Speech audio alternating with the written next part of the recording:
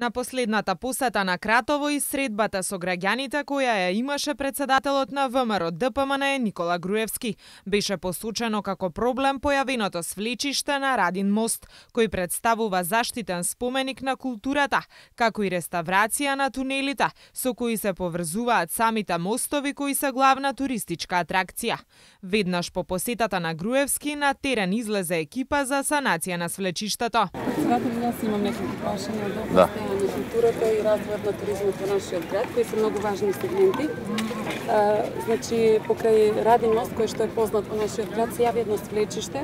До пред известно време беше карактеристично и приоритетно само да се санира мостот и да се врати неговиот автентичен изглед. Меѓутоа, сега веќе и свлечиштето се заканува да наштети на самиот мост. Дали владата, Министерството за култура планираат средства за санација на тој проблем, како и подземните ходници со кои што се поврзани кулите во нашиот град.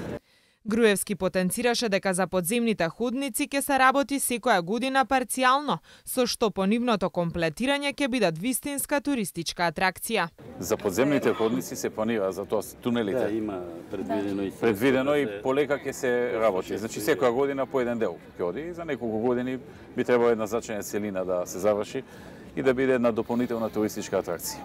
Што се однесува до свлечиштето, Груевски посочи дека ќе побара да бидат испратени екипи од управата за заштита на културното наследство. Тоа е покрај мостот и заштитен. Ние се обратите до Министерството за култура и до управата за заштита на културно наследство, треба да дојде една комисија да го погледаме заедно, да видиме што треба да се предвиди. Добро, Радин мост рековте. За Радин мост да дојде комисија од културата. Веднаш на терен излегоа инспекцијските служби од управата за заштита на културното наследство, кои направија увид во настанатото свлечиште. Нивната стручна констатација е дека тоа настанало под влијание на временските услови, но дека сепак мостот е безбеден за пешаци и возила. Поради создавање на клизиште од температурна разлика. Значи карпата и тлото само се има од поприроден пат настанало обрушување и оштетување нема во овој момент на мостот.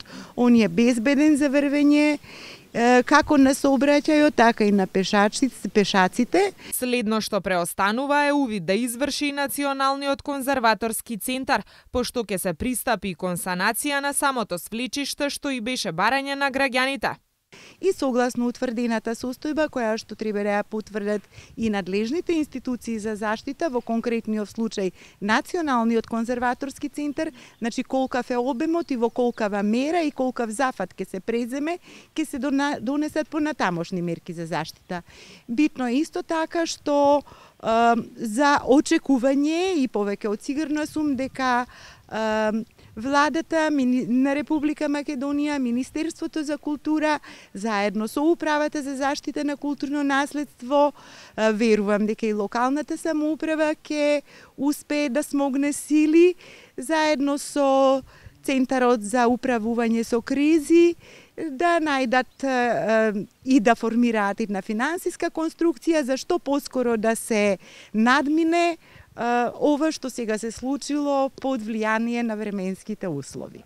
Мостот бил подигнат и пуштен во употреба на 16 септември 1833 година, а управувањето со градбата му било договорено на тогашниот скопски големец Хавзи Паша.